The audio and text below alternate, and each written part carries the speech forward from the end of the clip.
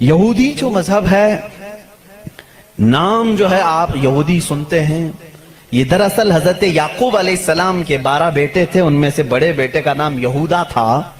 یعقوب علیہ السلام نبی ہیں اللہ کے، جن کا نام عبرانی زبان میں اسرائیل ہے، اسرائیل۔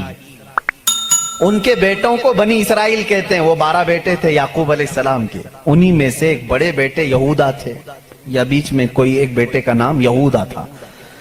اسی نام سے جو بھی بنی اسرائیل ہوتا اسے یہودی کہا جانے لگا۔ یہودی ایک قوم کا نام ہو گیا، وہ اب اس کو انگلش میں جیوز کہتے ہیں۔ آج جیوز یہ دنیا کی شریر قوم ہے، بڑی شریر قوم ہے۔ پہلے یہ لوگوں نے نبیوں کا قتل کیا ہے۔ ان کے بارے میں کیونکہ میں وہی باتیں کر رہا ہوں جو قرآن کہہ رہا ہے۔ اگر آپ کہیں گے بہت کٹر پنتھی ہو جائے گی تو پھر قرآن کو بھی بند کرنا پڑے گا۔ قرآن کہتا ہے یقتلون النبیین بغیر حق، یہ ناحق نبیوں کا قتل کرتے تھے۔ جب قرآن ان کی باتیں بیان کر رہا ہے تو میں کیوں نہ بیان کروں؟ یہ شریر قوم تھے، حق بات کو کبھی تسلیم نہیں کرتے تھے۔ بہرحال زکریا علیہ السلام کے قاتل یہ ہیں، یحییٰ علیہ السلام کے قاتل یہ ہیں، اور عیسیٰ علیہ السلام کو سولی پر چڑھانے کے سارے بندوبست انہی نے کیا۔ یہ بات مجھ سے نہیں، عیسائیوں سے جا کے پوچھ لو، ان سے پوچھنا جیزس کو کون سولی پر چڑھایا تھا، جبکہ ہمارا عقیدہ ہے کہ عیسیٰ علیہ السلام کو سولی نہیں دی گئی۔ ہمارا عقیدہ قرآن سے ثابت ہے، اس پر میں بعد میں گفتگو کرتا ہوں۔ لیکن یہ یہودی قوم بڑی پرانی ہے، یعقوب علیہ السلام سے چل رہی ہے، ٹھیک ہے، کافی پرانی۔ یہ مانتے کس کتاب کو؟ کسی بھی دین کو، کسی بھی مذہب سے ہم کو اگر بات کرنا ہے تو اس کی جو مقدس کتاب ہے اسی سے بات کرنا۔ میں بھی انہی سے بات کروں گا، ہوائی فائرنگ نہیں۔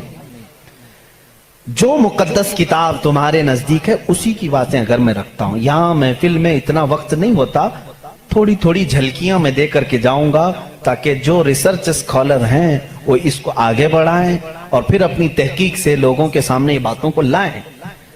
یہودی قوم جس کتاب کو مقدس مانتی ہے وہ تورات ہے، جو موسیٰ علیہ السلام پر نازل ہوئی، اور زبور ہے جو حضرت داؤد علیہ السلام پر نازل ہوئی۔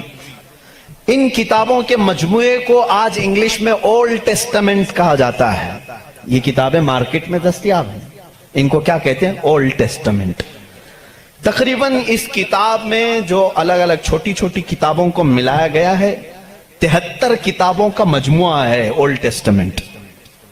جیسے قرآن میں 30 پارے ہیں نا، پہلا پارہ، دوسرا پارہ، تیسرا پارہ، اس طرح سے اس میں پارے سمجھ لیں یا الگ الگ ٹاپکس۔ یہ کتنے ہیں؟ 73 ہیں۔ اس میں بھی ان کا بڑا اختلاف ہے، میں سارے اختلافات نہیں بتا سکتا آج، لیکن قرآن میں سب کا اتفاق ہے، چاہے وہ شیعہ ہو، دیوبندی ہو، وہابی ہو، اہل حدیث ہو، کوئی بھی ہو۔ جو عقیدہ ہم رکھتے ہیں اہل سنت و جماعت کہ قرآن کے 30 پارے ہیں، سب کا اس بات پر اتفاق ہے۔ لیکن اولڈ ٹیسٹمنٹ پر سب کا اتفاق نہیں، ان میں سے کچھ مذہب 73 مانتے ہیں، کچھ 66 مانتے ہیں، 66 مانتے ہیں، کچھ لوگ 27 مانتے ہیں۔ بہرحال اولڈ ٹیسٹمنٹ میں ایک باب ہے جس کو استثناء کہتے ہیں، ایک پارے کا نام ہے، ایک کتاب کا، ایک جز کا، جس کو ڈیوٹرونومی انگلش میں کہتے ہیں۔ اس میں ایک آیت آئی ہے۔ آیت ظاہر سی بات ہے اللہ کی ہے، آیت اللہ کی ہے اور موسیٰ علیہ السلام پر نازل ہو رہی ہے۔ اللہ تعالیٰ فرما رہا ہے اے موسیٰ، میں تمہارے بعد تمہارے بھائیوں میں، بھائیوں سے مراد نبیوں میں، ایک ایسا نبی بھیجوں گا جو تمہاری ہی طرح سے ہوگا، تمہاری ہی طرح سے ہوگا، لیکن میں اس کے منہ میں اپنی زبان رکھ دوں گا۔ اور دوسری آیت آتی ہے کہ وہ فاران کی چوٹیوں سے چمکے گا۔ یہ فاران کیا ہے؟ یہ فاران کی چوٹیاں کہتے ہیں مکہ مکرمہ میں جو اب پہاڑ ہے، جبل کعبہ جو خانہ کعبہ کے قریب، انہوں نے اس کو سب ختم کر دیا، آج وہاں پر بادشاہوں کے محلات بنے ہوئے ہیں۔ وہاں فاران کی چوٹیاں کہا جاتا تھا کہ وہ مکہ کا ایک پہاڑ ہے، اور मुकद्दस किताब ओल्ड टेस्टामेंट में कहा जा रहा है कि वो चमकेगा कहां से? फारान की चोटियों से। अब मैं उसकी तरफ आता हूं। बेचारे ईसाई कहने लगे कि ये जो बशारत आई है मूसा अलैहिस्सलाम को, उससे मुराद हमारे नबी ईसा अलैहिस्सलाम है। ये मुंह मियां मिट्ठू बनते हैं। इस तौर पर अल्लाह ने क्या फरमाया? ऐ मूसा, मैं तुम्हारी ही तरह एक रसूल भेजूंगा। तुम्हारी ही तरह से मुराद क्या है? ईसा अलैहिस्सलाम मूसा अलैहिस्सलाम की तरह बिल्कुल नहीं थे, क्योंकि मूसा अलैहिस्सलाम की माँ भी थे, बाप भी थे। ईसा अलैहिस्सलाम की सिर्फ माँ है और बाप नहीं है। अगर माँ और बाप वाला कोई रसूल है तो वो मोहम्मद अरबी सल्लल्लाहु अलैहि वसल्लम, मेरे आका की माँ भी हैं, बाप भी हैं। मूसा अलैहिस्सलाम की तरह ईसा अलैहिस्सलाम नहीं हो सकते। ये मैं क्रिश्चियन से कह रहा हूँ, ईसाइयों से कह रहा हूँ, जो ये कहते हैं कि मूसा की बशारत में हमारे नबी का जिक्र आया है। मैं कह रहा हूँ नहीं, इसलिए कि मूसा अलैहिस्सलाम की शादी भी हुई थी, बच्चे भी हुए थे। ईसा अलैहिस्सलाम की शादी भी नहीं हुई, बच्चे भी नहीं हुए। वो 33 साल की उम्र में आसमानों पर उठा लिए गए। लेकिन अगर मूसा अलैहिस्सलाम की तरह शादी और बच्चे वाला कोई रसूल है, वो मोहम्मद अरबी सल्लल्लाहु अलैहि वसल्लम। शादी भी किया है आपने, बच्चे भी फरमाए। और दूसरी आयत जो मूसा अलैहिस्सलाम से ये कही गई कि वो फारान की चोटियों से चमकेगा, मेरे अजीजों, इसका मिज़दाक कोई दूसरा नबी हो ही नहीं सकता। मैं आपको तारीख बताऊं, फारान कहां है? मक्का में है। आदम अलैहिस्सलाम से लेकर हुजूर अकरम सल्लल्लाहु ताला अलैहि वसल्लम तक 1,24,000 कमोबेश नबी आए, लेकिन उनमें से एक भी नबी मक्का में नहीं पैदा हुए सिवाय मोहम्मद रसूलुल्लाह के। कोई नबी मक्का में नहीं पैदा हुए, सिर्फ मोहम्मद अरबी सल्लल्लाहु अलैहि वसल्लम। मेरे आका सल्लल्लाहु अलैहि वसल्लम 40 साल तक मक्का मुकर्रमा में खामोश रहे, अपने अखलाक को, किरदार को इजहार करते हुए। लेकिन 40 साल की उम्र के बाद जब अल्लाह की वही आई, कुरान की आयतें आई, तो सबसे पहले मेरे आका सल्लल्लाहु अलैहि वसल्लम ने पूरे मक्का वालों को एक दावत देकर जमा किया था।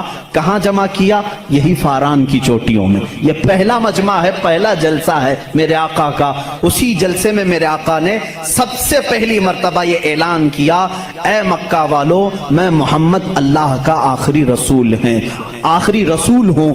हुजूर अकरम सल्लल्लाहु ताला अलैहि वसल्लम का ये फरमाने आलीशान ही, जिसको मूसा अलैहिस्सलाम की तौरात में कहा गया कि वो फारान की चोटियों से चमकेगा, अल्हम्दुलिल्लाह वो रसूल फारान की चोटियों से जो चमका वो आज तक चमक रहा है।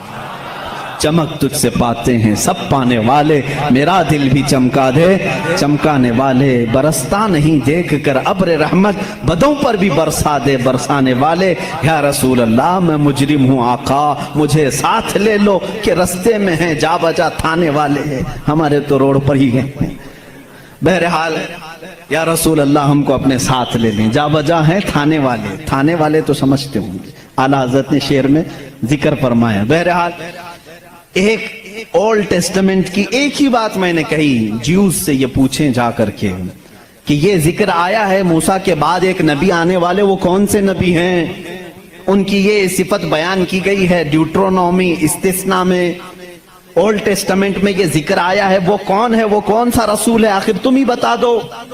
वो आज तक नहीं बताएंगे। वो कहते हैं कि शायद आने वाला है, इस रसूल के बाद अब कौन और आने वाला है, अब कौन आने वाला है? चलो इसको नहीं मानते। दूसरी बात मैं कहता हूं, सुलेमान अलैहिस्सलाम को भी ये बहुत मानते हैं। कौन? ज्यूज, यहूदी, जिनको इंग्लिश में सोलोमन कहा जाता है। सोलोमन, हजरत सुलेमान अलैहिस्सलाम को ये सोलोमन कहते हैं। एक किताब यहूदियों के पास और मुकद्दस है, songs of Solomon. Songs of Solomon का मतलब हजरत सुलेमान अलैहिस्सलाम जो मुनाजात करते थे अल्लाह की बारगाह में, वो अशार होते थे इब्रानी जुबान के। जैसे हम कहते हैं या इलाही रहम फरमा मुस्तफा के वास्ते, ये दुआ है ना। सुलेमान अलैहिस्सलाम इस तरह दुआएं जो करते थे, वो सारे इन्होंने उसको सॉन्ग्स कहा है और उसको जमा किया गया है सॉन्ग्स ऑफ सोलोमन नाम से। इसमें तो शक की गुंजाइश ही नहीं, शक की गुंजाइश ही नहीं, क्योंकि हैरत इस बात की होगी, वो इब्रानी जुबान जिसको आज हेब्रू कहते हैं, इजराइल में आज भी बोली जाती है। ये इजराइल जो देख रहे हैं ना आप, जो नासूर है, कैंसर का फोड़ा है पूरे दुनिया के बीच में, यही इजराइल की बात मैं कर रहा हूं। ये आज भी जो बोली बोलते हैं वो हेब्रू है, हेब्रू उसको इब्रानी कहते हैं। इस जुबान में आज भी सॉन्ग्स ऑफ सोलोमन, हजरत सुलेमान अलैहिस्सलाम के मुनाजात में ये लिखा गया है, सबसे प्यारा, सबसे मुबारक, सबसे शान वाला, जिसकी अल्लाह के यहाँ पहुंच है, जिसकी अल्लाह के यहाँ मर्तबत है, उसका नाम मोहम्मद है। ये कौन कहता था? सुलेमान अलैहिस्सलाम। और नाम लफ्ज मोहम्मद आज भी मौजूद है इब्रानी जुबान में, आज भी लफ्ज मोहम्मद, और उसके साथ लफ्ज इम आया। इम कहते हैं बड़ा मोहतरम शख्स जिसकी सारे लोग इज्जत करें, सुलेमान अलैहिस्सलाम कहते हैं वो इम है, इम है। इम का मतलब हेब्रू में है